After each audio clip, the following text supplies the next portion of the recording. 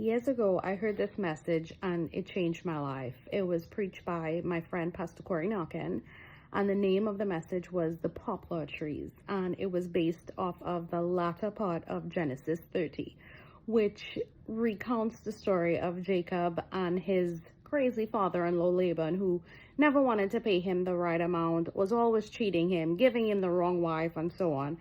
And basically, Jacob says one day, enough is enough, and pay me what you owe me and let me be on my way. And Jacob and Laban come up with this agreement that Jacob is going to take as his payment, and back payment actually, the speckled and the dark wool and the spotted sheep and goat.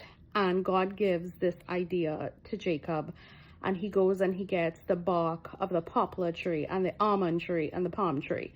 And basically he makes stripes in it in the bark, and he puts it in the water trough where the sheep and the goat go to feed.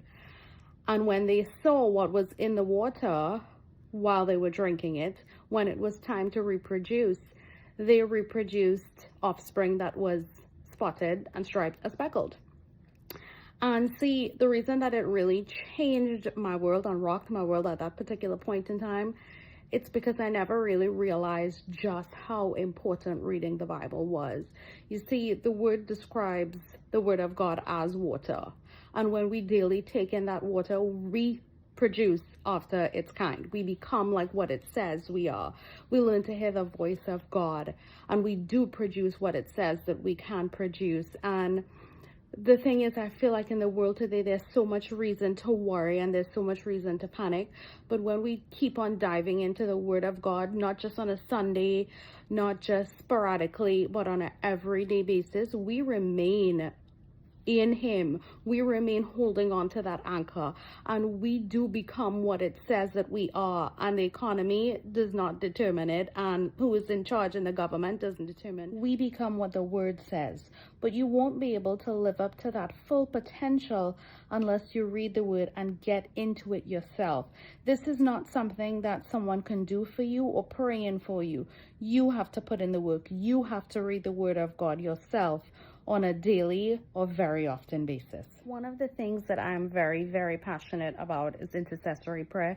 God has just put a love for people in my heart, and I find that a lot of times I keep hearing the same thing over and over. People always say, but Shalisa, I don't know how to hear the voice of God.